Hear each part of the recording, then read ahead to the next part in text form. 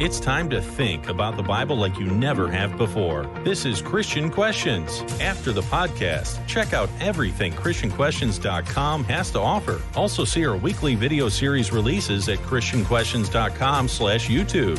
Here's your hosts, Rick and Jonathan. Khalil Gibran once said, "Exaggeration is truth that has lost its temper." I'm Rick, and this is not your typical Christian commentary as we look at Bible-related topics from a different perspective. Joining me as always is Jonathan, my co-host for more than 2 decades. This podcast centers on godly principles, family values, and honest dialogue in a politically free zone. Jonathan, what is our topic for today's episode? Is there a difference between exaggerating and lying? Our theme text, Exodus 20, verse 16. You shall not bear false witness against your neighbor. And joining us today also is Julie. I'm happy to be here. I've been waiting 1,000,000 years for you to do an episode on exaggeration. All right, and there's the point. Coming up in today's podcast, we all know that perjury in a court of law is a serious crime, but just talking about someone can't be that bad, can it? We're going to talk about this in about 15 minutes. We all exaggerate all the time, and that also is an exaggeration. Can this seemingly instinctive habit really be that inappropriate? Find out what Jesus said about it in about 30 minutes. And if something is as easy and instinctive as exaggeration needs to be stopped because it's damaging, where do we even begin? We have a process to suggest in about 45 minutes. But first, let's lay our foundation. Truth matters. This is something I imagine we would all agree upon, and yet we seem to rarely get to the truth. Why? Because we bicker with and debate those who see things differently based on our different versions of the truth. Enter exaggeration. It's a tool of language to make a point, sway an opinion, build up our ego, and embarrass others. Exaggeration, by definition, has within it seeds of truth, but they are suffocated by the fabrications built upon and around them. The 9th of the 10 Commandments focuses on not lying about others. It's about the necessity for truth in all of our interactions. When God said, "You shall not bear false witness against your neighbor," did he also mean you shall not exaggerate about anything your neighbor has said or done? Do we need to be on our guard when it comes to exaggeration? This is, folks, a really big topic. There's a lot of fascinating things here. To get started, though, we want to just do a very, very brief recap on the previous commandments to give ourselves some context. And we have put our recent 10 Commandments podcast conveniently in one place. Go to ChristianQuestions.com/10-commandments to get all the links. Now, the first 4 commandments, that's have no other gods before me, don't make idols, don't take the name of God in vain, and remember the Sabbath. These are all about how to thrive in relation to spirituality and to who God is. But then it pivots. We're to honor our father and mother as the 5th commandment. And this is the first step in establishing how to thrive as a physical nation in relation to one another. And with don't murder or commit adultery, the 6th and 7th commandments are the first and most fundamental commands regarding our relationship with the entire human family and our most personal relationships within that family. With do not steal, the 8th commandment is foundational in establishing the personal rights of those in our community. And now, today comes the 9th commandment. It's not as dramatic as the previous 3, you shall not, the murder, commit adultery, or steal commandments, but it certainly carries great influence in maintaining a just and respectful society.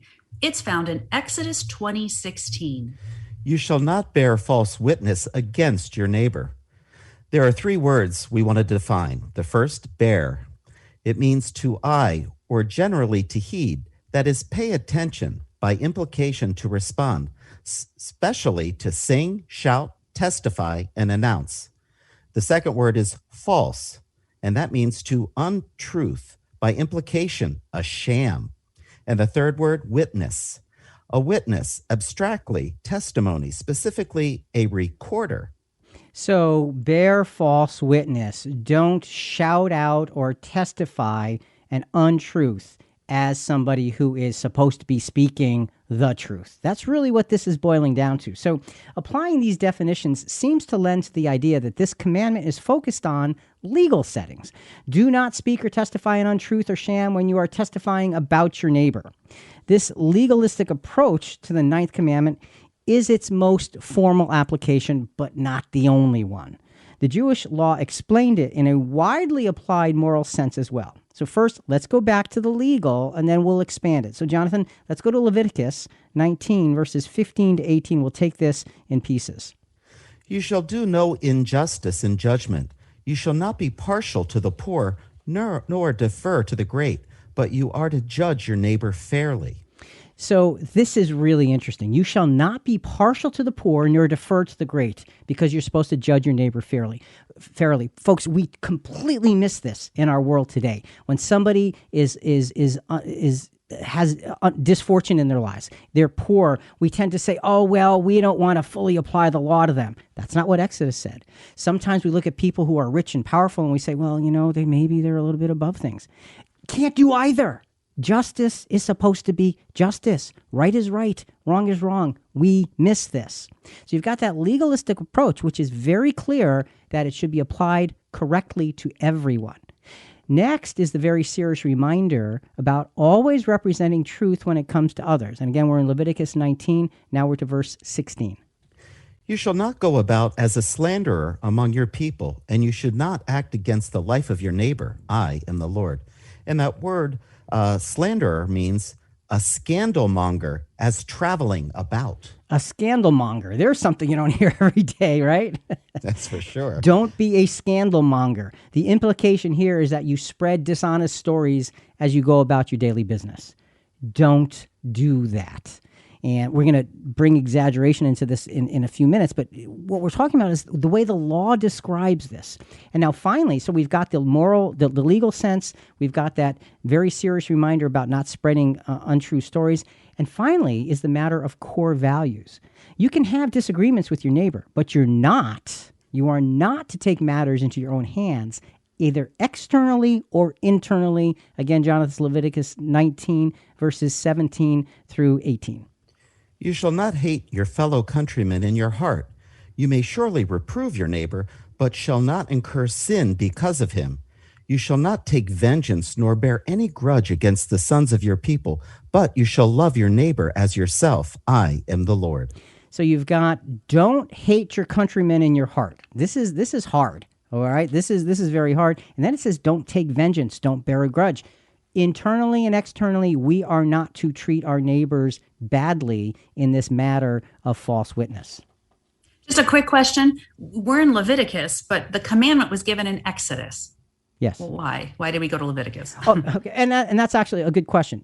Exodus, you have the list of the 10 Commandments. Then you've got the rest of Exodus. You've got Numbers, Leviticus, Numbers, and Deuteronomy. These books explain the law. They explain it. They expand it. They give us a sense of what it means in everyday life, because you can't give an explanation in 5 or 6 words. And so that's why Leviticus helps us open it up and see it in the bigger picture.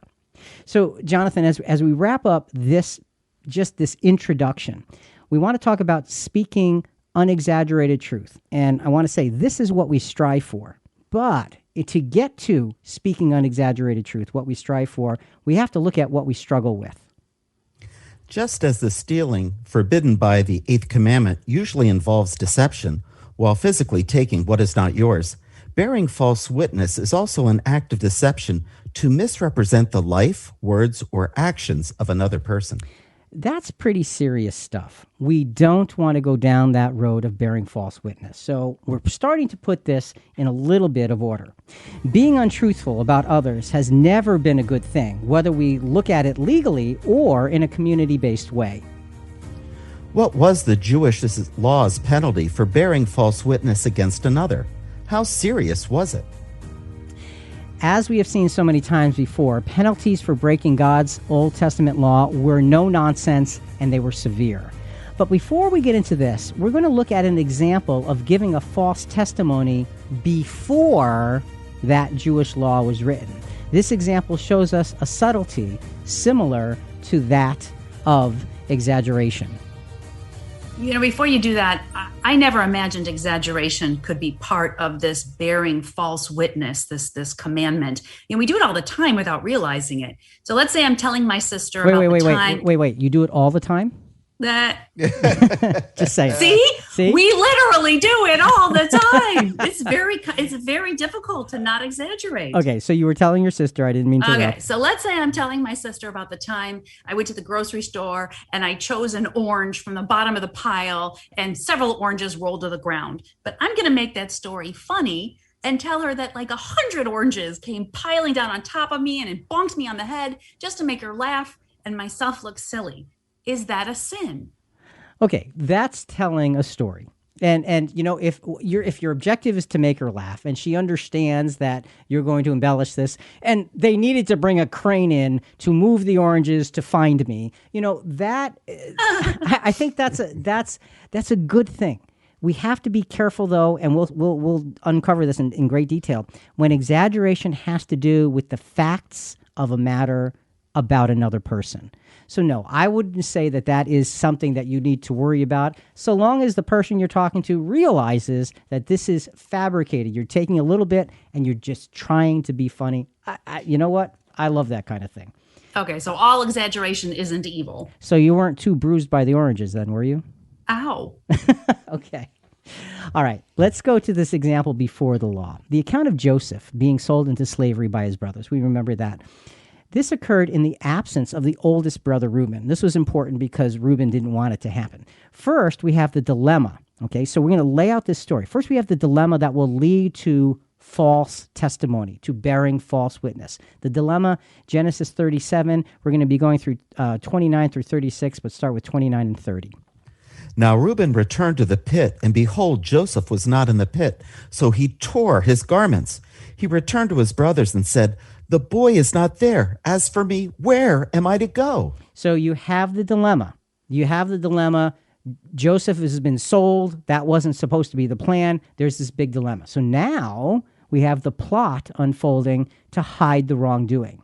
This is a major deception, a major false witness in the making. Verse 31 of Genesis 37. So they took Joseph's tunic and slaughtered a male goat and dipped the tunic in the blood. All right. So they are creating a picture. They're creating a falsehood. Now we have the falsehood created to cover the sin, and now we will have the false testimony. But notice the extreme subtlety of this false testimony. Genesis 37, verse 32. And they sent the vari-colored tunic and brought it to their father and said, "We found this. Please examine it to see whether it is your son's tunic or not." So they bring the coat to Jacob. They say, "We found this coat. It's full of blood." I'm embellishing a little bit. "Is this Joseph's?" And they let their father tell them his response. So the result is a despicable lie, a horrible false witness, and it was given without speaking a single word. They let Jacob look at this, and here's the response. We're in Genesis 37, verses 33 to 35. Then he examined it and said, "It is my son's tunic. A wild beast has devoured him. Joseph has surely been torn to pieces." So Jacob tore his clothes and put on sackcloth on his loins and mourned for many days. Then all his sons and all his daughters arose to comfort him, but he refused to be comforted. And he said, "Surely I will go down to Sheol in mourning for my son." So his father wept for him. You see the hideousness of what they did. They bore false witness without speaking a word. They allowed Jacob to draw a false conclusion. The man mourns the horrible death of his son for days, and nobody goes to him and to comfort him and say, wait, actually he's still alive, because they were covering their sin. Talk about bearing false witness. This is before the law, but look at the hideousness. Not a word spoken, but false witness everywhere. Jonathan, we're talking about speaking unexaggerated truth. This is what we strive for, but what do we struggle with? To speak unexaggerated truth is to speak what needs to be spoken, even if it is an uncomfortable admission of guilt. We can exaggerate by embellishing a story as well as by embellishing the thoughts and reactions of the one we are deceiving. Okay. The exaggeration doesn't have to come through words, but we can embellish the thoughts and reactions of the ones we're deceiving by what we show them. And notice this is including the telling of a partial truth, because it was Joseph's coat. He was missing, but it's wrong to hold back that information that would have allowed the person to reach the right conclusions. And that was just cruel that the father had to believe his son was dead. So have we ever told partial truths? Something to think about. It is, and it's a big thing to think about. Now, of course, we know the end of the story. Joseph is spared, and he's going to save all of them much, much, much later, many, many years later. But just let's finish up this account, Jonathan, Genesis 37, verse 36. Meanwhile, the Midianites sold him in Egypt to Potiphar, Pharaoh's officer, the captain of the guard. So he's sold into slavery. And folks, in a few weeks, we're going to talk about Joseph being at Potiphar's house and some of the trials that he endured there. Very, very fascinating story. So stay with us for that. Meanwhile, Julie, we've got a quote here. Okay, Robin Morantz Hennig said, "The English language has 112 words for deception, according to one count, each with a different shade of meaning, like collusion, fakery, malingering, self-deception, confabulation, prevarication, exaggeration, and denial." Isn't that sad? 112 words for deception? But what about using hyperbole? That's where we use exaggerated statements or claims that we're not supposed to take literally, like, "I love you so much, I would climb the highest mountain and swim the deepest sea." Because even Jesus used hyperbole in Matthew 5, 29 and 30. Remember, he said, if your right eye causes you to sin, gouge it out, throw it away. If your right hand causes you to sin, throw it away. I don't think he meant Christians are to literally pile up offensive body parts. No, of course not. And the key here is to understand that when you are making a point, again, we need to delineate when we're talking about someone and we begin to blow up the truth into something bigger than it is. That's a problem. But when we're making a point, expressing your love for your spouse, I think that's a wonderful thing to say those things. And we know that you're not going to climb the highest mountain. You'll get leg cramps, okay? And you'll need oxygen and you won't have it. We know all of that. But it is a way for us to connect. But let's be careful about making sure we keep those things only where they belong. Only where they belong. All right, now, let's go to the penalty in the Jewish law for bearing false witness. First and foremost, the law was emphatic regarding the necessity for more than one witness in a legal situation. This would minimize the temptation to make trouble for those who don't like, those we don't like, by spreading false witness or exaggerated statements. And we're going to Deuteronomy chapter 19, verses 15 through 21. We're going to take it in several pieces. A single witness shall not rise up against a man on account of any iniquity or any sin which he has committed. On the evidence of 2 or 3 witnesses, a matter shall be confirmed. All right. You have to have 2 or 3 witnesses. It can't be one against one. This is important because it takes away that sense of, I can get you, and I know exactly how to nail you, and I know how to ruin you.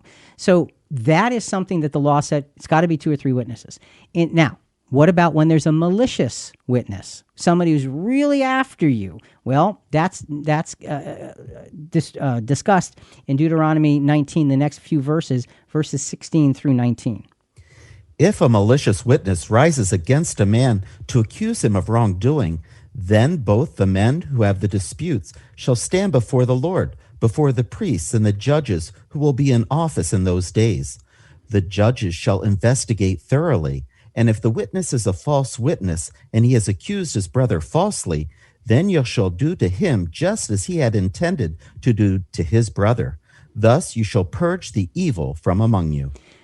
One of the ways God planted justice into the Jewish law of the Old Testament was to make it so that the penalties were severe to get the people's attention.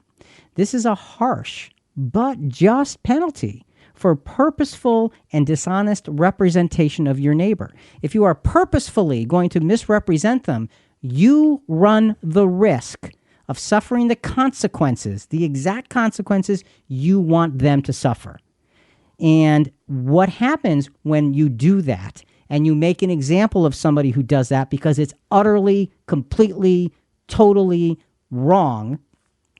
And that's not an exaggeration, is it, Rick? No, it's not. That's not hyperbole. There's no exaggeration. That's clear. Here is how God describes the result of that. Again, we're in Deuteronomy 19, verse 20 and 21. The rest will hear and be afraid, and will never again do such an evil thing among you. Thus you shall not show pity, life for a life, eye for an eye, tooth for a tooth, hand for a hand, foot for a foot. So people look at this and say, boy, God was cruel in the Old Testament. No, he was really just. If you are wishing such things to happen to your neighbor unlawfully, then he says, have it happen to the person who is unlawfully and maliciously accusing them, and see what happens when they suffer the consequence they were wishing on and trying to perpetrate on someone else. There is a strength in that kind of justice from the Old Testament. It's very, very, very, very serious. God took honesty between his people extremely seriously. His law and its penalties were there to make people think before they acted. And I can't tell you enough how important that phrase is in terms of our not bearing false witness and our not using exaggeration inappropriately. Think before you speak. Think before you act. Bearing false witness at least damages and at most can assassinate the character of another. We've got a quote, Julie, from Shakespeare's Othello here to prove that point. Okay, here's the Shakespeare. Who steals my purse steals trash. 'Tis something, nothing. 'Twas mine, 'twas his, and has been a slave to thousands. But he that filches from me my good name robs me of that which not enriches him and makes me poor indeed. Assassination is a deliberate taking of a specific life, and it is a deliberate taking of a character also. Ouch. And, writers use exaggeration as a literary technique that describes things as being better or worse than they are in reality. We have an American author here, John Steinbeck. He wrote the book of Mice and Men, and he said, guys like us, they work on ranches. They're the loneliest guys in the world. And this emphasizes, the extreme loneliness that they felt. So the audience knows exactly what's meant. There's no intent to deceive. It's just a way to creatively describe. So that's the exaggeration that's okay because the audience is in on it. And the key is, when do I exaggerate? And for what purpose do I exaggerate? And believe me, I exaggerate. I do. We all do in one way or another. And now, see, I don't know that as a fact, but I'm assuming that that's true. See, that could have been an exaggeration right there. We're all imperfect, brother. So that's true. Okay, that is true. But when we look at this and we look at the law and the penalty and the seriousness, Psalms chapter 5, verses 4-6 really kind of wraps this piece up very nicely. For you are not a God who takes pleasure in wickedness. No evil dwells with you. The boastful shall not stand before your eyes. You hate all who do iniquity. You destroy those who speak falsehood. The Lord abhors the man of bloodshed and deceit. An exaggerator might bring truths and lies to look impressive to others, and that causes confusion. I want to bring up another issue that we hear a lot about today, the term gaslighting. It's a form of psychological manipulation. It causes someone to doubt their memory, their perception, or their judgment. And it often involves exaggeration and false assumptions and accusations. And it's traumatizing. It impacts the self-worth of others. And in such a case, exaggeration here is intentionally misleading. The audience isn't in on it, and it's being used in an evil way. You shall not bear false witness against your neighbor. It comes in a lot of shapes and sizes, but it's all the same thing, a measure of bearing false witness. So, Jonathan, we want to be speaking unexaggerated truth. That's what we strive for. But what do we struggle with? Exaggerating and lying regarding others are symptoms of powerful pride. By engaging in these things, we are displaying to the world that we and our emotions are more important than God's requirement for honest representation of truth. We are displaying to the world that we and our emotions are more important than God's requirement for honest representation of truth.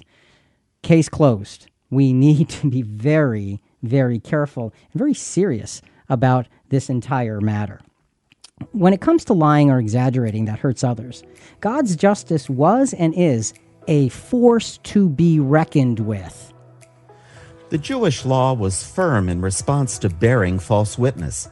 How about Christianity's response? The response from Jesus and the apostles regarding truth-telling is also firm. Our words regarding our neighbor must always reflect the facts of any matter. We should not use partially stated facts or facts conveniently out of context to prove our point. We should speak words that explain simple truth. And exaggeration often involves exasperation if we feel like we're not being heard. And this is where our endless supply of nevers and always come out. So telling your roommate or your spouse, you never pick up your clothes and I can't take it anymore, is exasperation. It's not strictly factual, but it seems like he or she always leaves his or her clothes on the floor. And in the case of my husband, he always leaves the lights on and he does not know where the off switch is, even though it's the same as the on switch. So we always have too many lights on, and that's no exaggeration in my mind. Okay. Well, at least it's no exaggeration in your mind. That's right. So Jonathan, what she's really saying is that in their house, the lights are perpetually on. And so in the dark of night, when the neighborhood is asleep, there's a glow. No, because I keep shutting all the lights off. Yeah, it may be Area 51. We don't know. But their house is glowing. And again, you get the point. Julie's point is it feels that way. Does your husband never, ever, ever in your married life turn a light off? I don't think so. But it feels that way. And we need to be understanding and need to be careful when we express these things and make sure that we are not in any way degrading another human being with our exaggeration. We can have fun with it, but it should never be degrading. And this is an important aspect of this whole thing. And Julie, I'm glad you got Doug's permission to share that. I did, actually, in all disclosure. That's right. Good. All right, Julie, there's a fascinating quote from Wikipedia about exaggeration.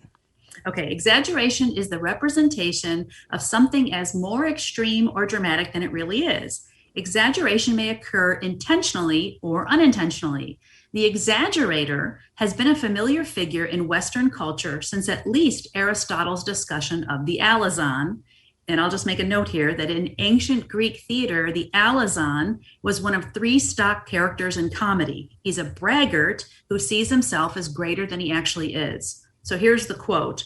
The boaster is regarded as one who pretends to have distinguished qualities, which he possesses either not at all or to a lesser degree than he pretends. He's exaggerating. It's the opposite of minimization. Okay, so you've got that very dramatic example of the alazon, the braggart who thinks he's so much bigger than he really is. But the opposite of that is minimization. Now, see, this is exaggeration on the negative side of things. Let's look at this because this can also be very destructive. Let's look at an example of minimizing in the account of Ananias and Sapphira. These are in the New Testament. Christianity had just really gotten started, and this was at a time when they were pooling all of their resources to help support one another and really focus on the development of the gospel. Now, Ananias and Sapphira sold their property. They underreported the profit they received from the sale of their property and proclaimed a support for Christianity.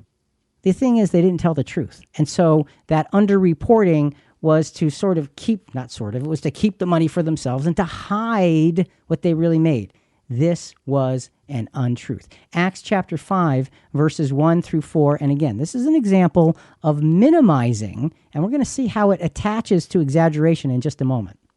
But a man named Ananias and his wife Sapphira sold a piece of property and kept back some of the price for himself, with his wife's full knowledge, and bringing a portion of it, he laid it at the apostles' feet. But Peter said, Ananias, why has Satan filled your heart to lie to the Holy Spirit and to keep back some of the price of the land? While it remained unsold, did it not remain your own? And after it was sold, was it not under your control? Why is it that you have conceived this deed in your heart? You have not lied to men, but to God. So in this account, Ananias comes before Peter and says, here's the money we earned. Peter knows. He's begotten by the Holy Spirit. He knows what's happening here. And he says, look, Ananias, the property was yours. It was in your control. After it was sold, it's still in your control.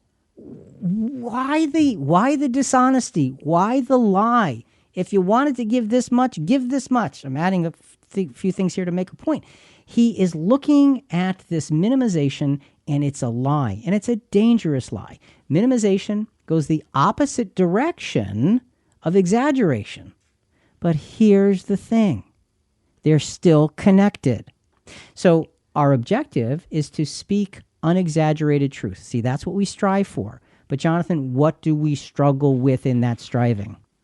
To underreport any matter can be as thoroughly damaging as exaggerating it. Engaging in an act of minimization can easily become a tool of exaggeration, a tool that falsifies our thoughts or positions to appear more godly than we are. So making a show of how humble or holy we are is exaggeration by minimizing for showy motives. So we've got to be careful not to be too big or too small. Yeah, and here's the thing. When in engaging in that act of minimization, it becomes a tool of exaggerating because you're exaggerating. They were exaggerating their dedication to Christ and to God. They were exaggerating it by saying, look at what we've done, and lying in the process. So sometimes when we can proclaim ourselves to be humble in a way to get attention, it's the same thing. We're minimizing and exaggerating. We're exaggerating our piety when in fact we are being very proud and saying how humble we are. It's just, we have to be so careful. This is not an easy thing. And folks, you're probably thinking, is there any escape? And the answer is really no, there isn't. However, what we need to do is learn to approach and deal with and cope with these things. So that's a story that gives us the sense of minimizing, and that's still a problem, that exaggeration problem, the bearing false witness issue. Jesus, let's get to Jesus, because you know what? He makes it all really, really simple. He nails down in a very simple way the principles of Christian communication. Here's what he basically says in these next verses. Simple speech portrays a clear message and a righteous conscience. Simple speech portrays a clear message and a righteous conscience. Here's how he explains that. Matthew 5:33-37. Again, you have heard that the ancients were told, you shall not make false vows, but shall fulfill your vows to the Lord. But I say to you, make no oath at all, either by heaven, for it is the throne of God, or by the earth, for it is the footstool of his feet, or by Jerusalem, for it is the city of the great King. Nor shall you make an oath by your head, for you cannot make one hair white or black. But let your statement be yes, yes, or no, no. Anything beyond these is of evil. So it's really simple. Say what is clear to you. No need to be overly dramatic. Simply be a Christian of integrity.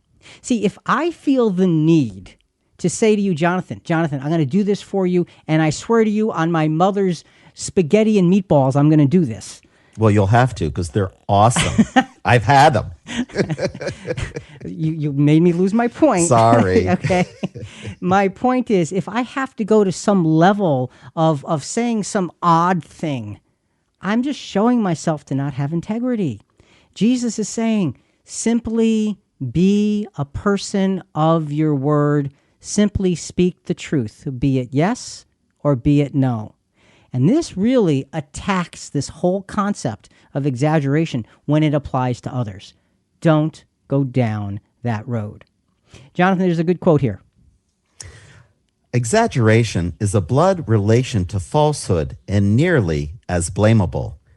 And that was from Hosea Ballou. I got a personal story. I'm not too proud of it, but so my husband and I are in the market for a new car, and the car dealer looked at our trade-in vehicle and said that they would give us, these aren't real numbers, let's just say $5,000 to make it simple. I already had an online offer for $6,200. So I knew they're low and told them we wanted a higher offer, but I didn't want to tell them what the offer was because I don't want to bid against myself. I just wanted a fair deal. So the salesman asked me, what was your other offer? And I told him, I don't remember. Okay, well, that was a lie. so that's no good that this came out of my mouth. So I follow up with a stumbling around $7,000. Well, that's just an exaggeration. So it's true that 6,200 is around 7,000, but not really. So being a woman of integrity, in retrospect, I should have said, just give me your best offer because it's too low. And we're proven in the pressure of the real world. And I feel like I failed on this one and asked God to forgive both my lie and my exaggeration. Well, and first of all, it takes courage to say something like that. And secondly, join the club, because we seriously, we all get ourselves involved in circumstances where we're in the heat of the moment. And like you said, I don't want to bid against myself. So what do I do? Well, I'll do this. And we jump to that. And unfortunately, we always overjump. Well, maybe not always. That's an exaggeration. Okay. See, you did it again. Well, and you know what? That's one of the stories of my life. This week, as I have gone through the study on this, I have caught myself. And when I say, 20, 30 times, that is not an exaggeration. In things I was going to say, wait a minute, Rick, you can't say that because you're adding your perspective to what should simply be a fact. Back up, start again. And how many times? And then sometimes I would say it and I'd say, well, wait, really? And then try to correct it. And it's a big lesson. So we all fall into this. We all do. And what we need to do is realize it. And like you said, as a person of faith, we go and we ask for forgiveness. And no exaggeration there. We ask for forgiveness and we lay it before our Heavenly Father through Jesus. And we will be forgiven if we're sincere. And then we need to act in a way that is forgiven. We need to make up for things when we can and resolve not to go down that road again. And when we fall again, what do? We have to get up and go through that repentance all over again.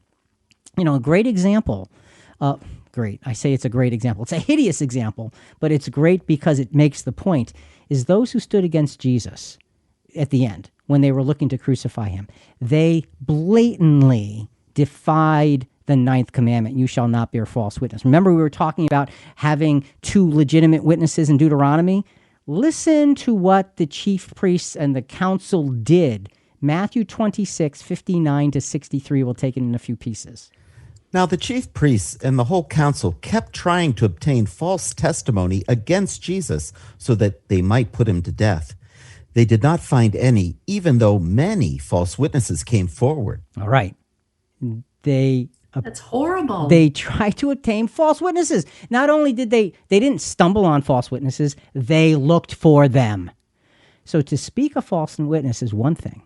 To recruit others to speak a false witness, it's entirely something else. Do we do this ever in our exaggerated conversations with those on our side of an issue? Do we spread an oversized story that inflames their passion and encourages their exaggeration so they become greater false witnesses? Are we guilty of that? Think about this. Well, you remember on our last episode, we talked about the Jews being under Roman law during the time of Jesus. So they really couldn't keep the Jewish law perfectly because of dealing with new rules. My question is, how easy was it for the witnesses to give false testimony, knowing they would not be held to the letter of the law? Yeah, well, there you go. When you take... Oh, right, because they would have been put to death. Right. When you take away the consequence, you make the sin easier. It's really that simple. So, Jonathan, let's continue. We're in Matthew 26. We're in the middle of verse 60. But later on, 2 came forward and said, "This man stated, I am able to destroy the temple of God and to rebuild it in 3 days. The high priest stood up and said to him, Do you not answer? What is it that these men are testifying against you? But Jesus kept silent. And the high priest said to him, I adjure you by the living God that you tell us whether you are the Christ, the Son of God. So the false witnesses came forward. They said something. The high priest puts it in Jesus' face, and Jesus is silent. He's simply silent. And the high priest is forced to change the question because now there's no accusation because Jesus is not responding. So even the false witnesses were not able to bring Jesus to crucifixion. As a matter of fact, Jesus had to help them. He had to give them the evidence they were looking for. And so he said something that he knew they would take to condemn him because they had nothing on him, even with the lies and the exaggeration. So what do we learn from this? Look, here's the process by which we rationalize bearing false witness and recruiting others to do so. And folks, this is a real thing. We do this. We have to be careful. We recruit others to bear false witness. And this is the example of Stephen, the stoning of Stephen just before. Here's the lead up, and there's several things that happen that we need to be aware of. First, the first point, we have a passionately held position that we believe to be unshakable. Acts chapter 6, verses 8 through 15. Let's do 8 and 9.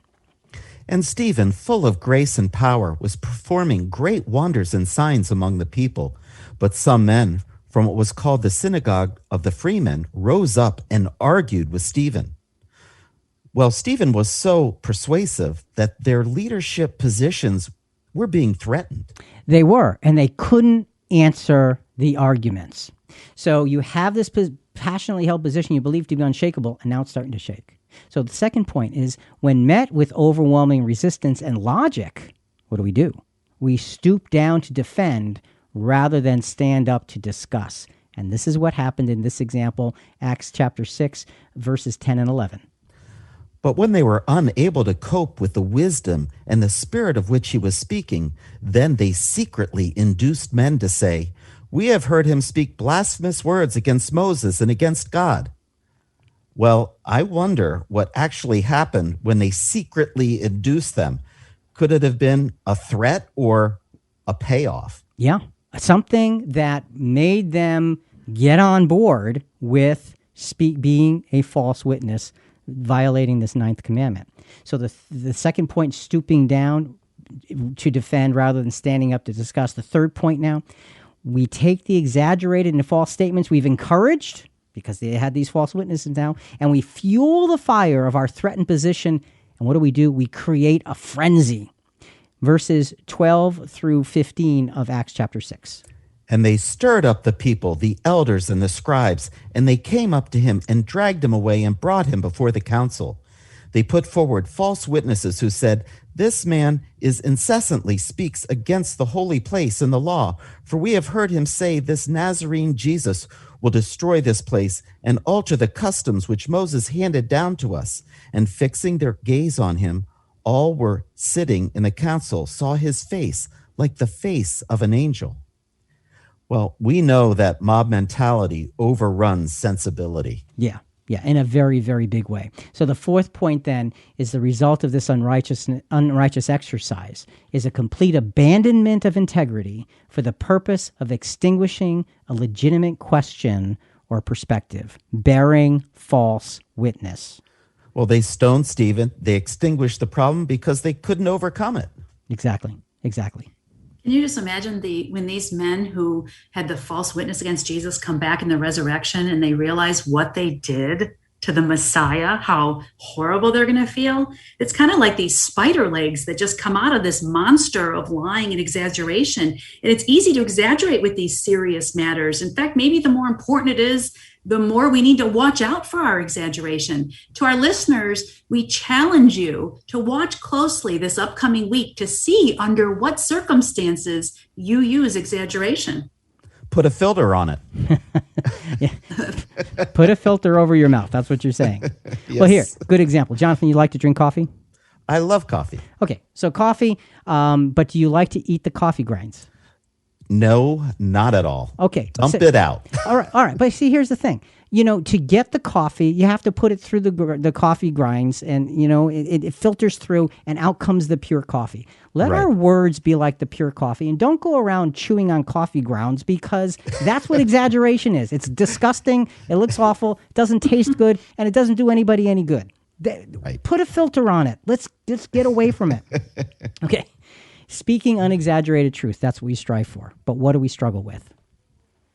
No matter how important we think our position might be, speaking falsehoods and exaggerating about those who oppose us, diametrically opposed to any hint of a godly character, let us cease and desist immediately. Don't go down this road. It is simply ungodly. So when it comes to the honest representation of others, the contrast between Jesus and the Pharisees is dramatic. How do we go about recognizing, repenting for, and stopping our exaggerated approaches to others? Well, here we come to the core of the matter. At this point, many of us probably feel like we have too easily fallen into the exaggeration trap. To get out of such a trap requires several things, not the least of which is a replacement behavior. Learning a new habit will over time crush an old habit. You can't get rid of an old habit and not replace it. You have to have a new habit in place. So let's begin by looking at some mirror questions about our motives regarding exaggeration. Look in the mirror, folks. Let's look in the mirror and let's ask these questions, all of us. Why do I exaggerate? What am I trying to prove?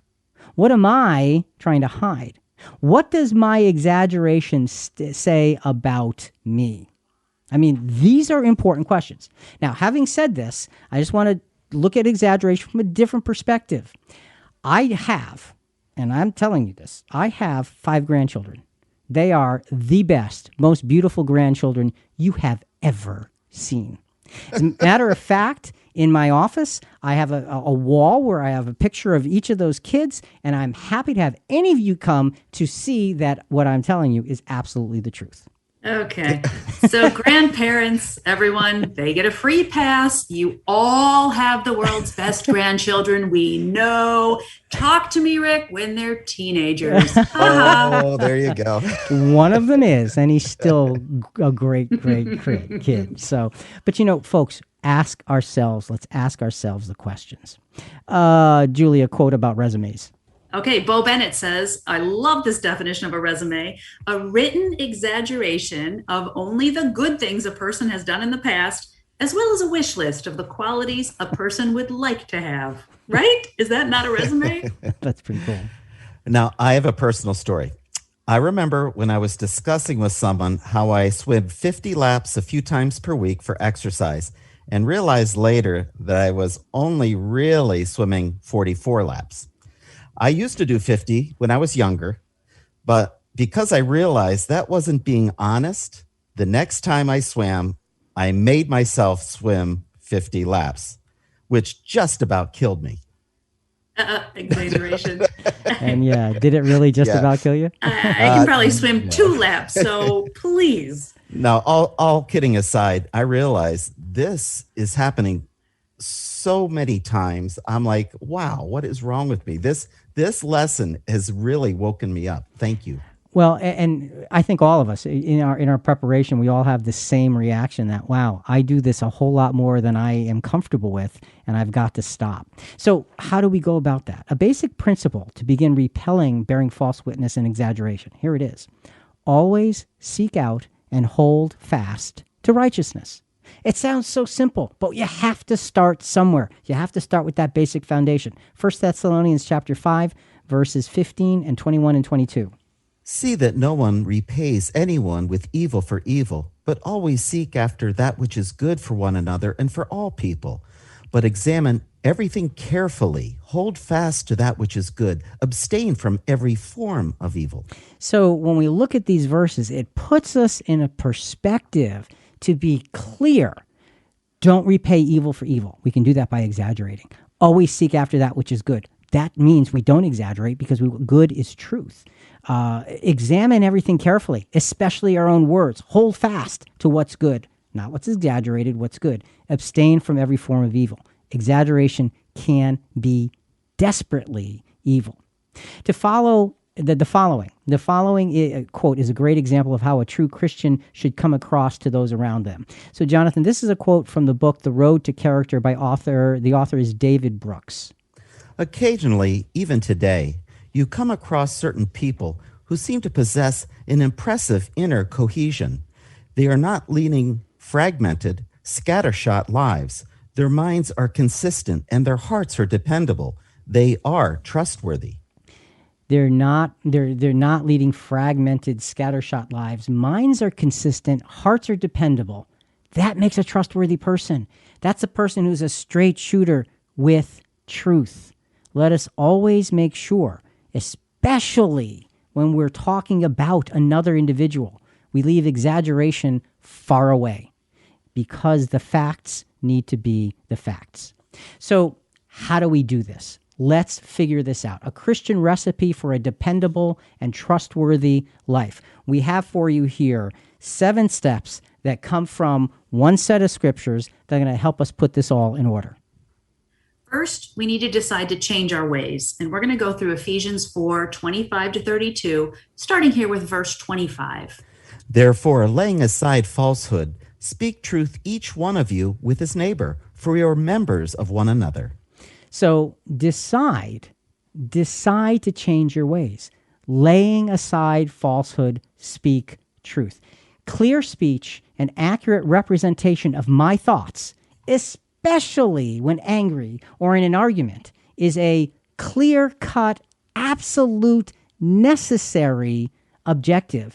Decide to change my ways. And watch when we're angry or passionate about something, because it's easy to speak only the convenient parts of the truth.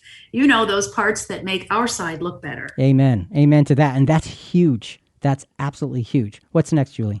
Okay, so second, we need to acknowledge our weaknesses, and we have many, and acknowledge our reactions with the objective of taming them in a timely fashion. We continue with Ephesians 4 with verse 26. Be angry, and yet do not sin. Do not let the sun go down on your anger.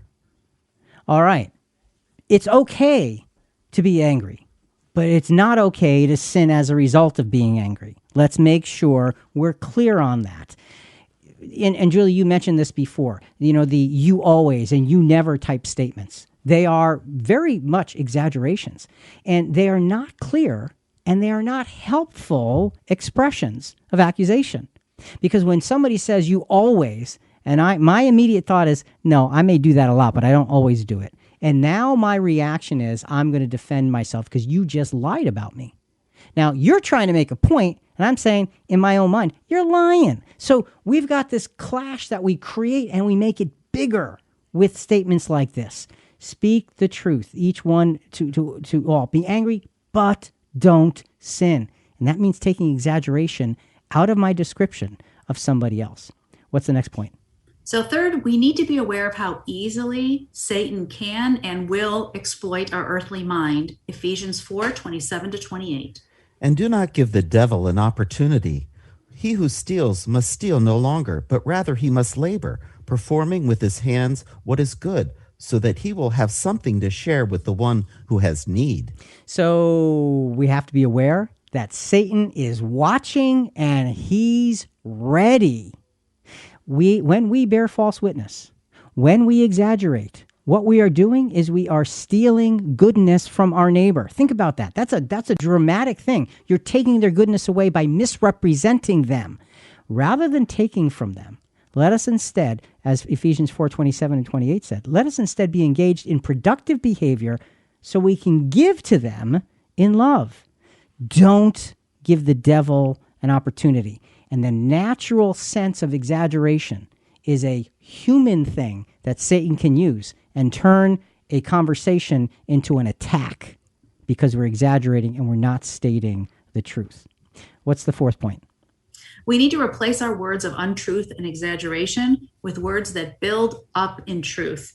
Ephesians 4:29. Let no unwholesome word proceed from your mouth, but only such a word as is good for edification, according to the need of the moment, so that it will give grace to those who hear. So replace words of untruth and build up in truth. It's very simple, but it's very difficult. These phrases, you always and you never. Try this instead. If we feel like we need to go down that road, try this. It seems like you always. It feels like you never. See, these are much more accurate ways to express how I feel. Try these. It seems to me, or from where I sit, it looks like, or my perspective is. It's a very different approach that can actually stimulate a conversation rather than just defense. And watch out when we're getting emotionally charged and we want to make a point or feel like we aren't being heard. Yeah, exactly. And that's one of the big dangers is when we feel like we're not being heard, we tend to engage exaggeration, overdrive exaggeration, and here we go. And so from where I sit, it looks like every light's on in the house. That's right. And the house is going to start levitating any time because it looks like it's, anyway. Right. But see, here's the difference. The difference is what we're doing is we're displaying emotion when we really should be focusing on disclosing facts. If we're displaying emotion, let it be that way, but preface it. It seems to me, I feel like. And that way you can at least get through these things. Point number 5. We must be aware that our standing with God very much depends on how we treat and speak about others. Ephesians 4, verse 30. Do not grieve the Holy Spirit of God, by which you were sealed for the day of redemption. So it's a very simple, straightforward statement. Don't grieve God's Spirit.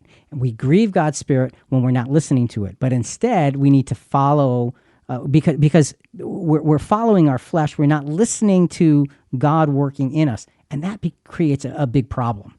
Yeah, we shouldn't be doing anything that would cause grief to our new minds or that would bother our conscience because we are supposed to be filled with the Holy Spirit. So don't cause pain or distress. So again, the point is we have to be aware that when we go down that road and we begin to exaggerate about others rather than stating simply facts, we're grieving the Spirit of God because we're being a false witness. And you may say, well, it's only a little bit. Look, if it's on the wrong side, it's wrong. Let's face those facts. Point number 6. We must pull the plug on our slanderous and exaggerated habits of thinking, drain them away. Verse 31 continues. Let all bitterness and wrath and anger and clamor and slander be put away from you, along with all malice. Put those things away. And I like the picture of pulling the plug. Drain it away. Because when it goes down the drain, trust me, you don't want to go down there after it. Okay? If you've ever cleaned out a drain, not a pretty picture. Let all that stuff go down the drain because that we don't want to be part of us. This requires conscious and disciplined effort. Intentionally put these things away. Julie, what's our last point, point 7? So finally, the 7th part of our Christian recipe for a dependable and trustworthy life. As habits of slander and exaggeration drain away, we must fill ourselves with the simplicity of kindness, the compassion of tenderheartedness, and the mercy of forgiveness. We end with Ephesians 4:32. Be kind to one another, tender-hearted, forgiving each other, just as God in Christ also has forgiven you. And we've been studying Proverbs in our Sunday Bible studies, and Proverbs 3, verses 3 and 4 really impressed me. Do not let kindness and truth leave you. Bind them around your neck. Write them on the tablet of your heart. So you will find favor and good repute in the sight of God and man. It just really puts things in perspective. Simply be a genuine disciple of Jesus. That's it. So Rick, is there a difference between exaggeration and lying? That's the title of this episode. The difference is that exaggeration does have a place when we're telling a story, when we're being funny, when we're kind of joining in with things. But it has no place at all when facts are part of the matter. When it comes to facts, exaggeration does not belong and ends up being a false witness. And you decide. This is hard. Trust me, I know because I experienced it when I looked myself square in the eye this week again and again and said, what am I doing? So we have to be really, really careful. Jonathan, we want to speak unexaggerated truth. That's what we strive for, but what do we struggle with? The ability to speak the truth in love can be elusive. To do it, we need to recognize its God-honoring place in our lives. We then must desire its presence, weed out what stands in its way, and practice its delivery. Then, and only then, can speaking unexaggerated truth begin to become a life-changing habit. So, folks, as we wrap this up, we're talking about something that's so simple, so common, so everyday. We exaggerate. We do. Okay, what about it? What am I exaggerating about and why? And if I am ever misrepresenting the facts of a matter or another person or another perspective or a circumstance, I am bearing false witness with my exaggeration. If I'm having fun with my family and I'm telling them a story so they can laugh, exaggerate away, laugh together, but make sure it stays where it belongs. Do not bear false witness, because God has said very clearly, and Jesus has supported, let your yea be yea and your nay be nay. Don't go down that road. Instead, speak words that honor God. Think about it. Folks, listen, we really do want to hear from you. Give us your feedback. Send us your questions on this episode and other episodes at ChristianQuestions.com. Also, a big part of spreading the word about our podcast is subscribing to Christian Questions in your favorite podcast channel, such as Apple Podcasts, Spotify, Podbean, iHeartRadio, Google Podcast. Wherever you get your podcast, please rate us, review us. We greatly appreciate it. Now, coming up next week, can humility keep me from success? Can humility keep me from success? Talk to you next week.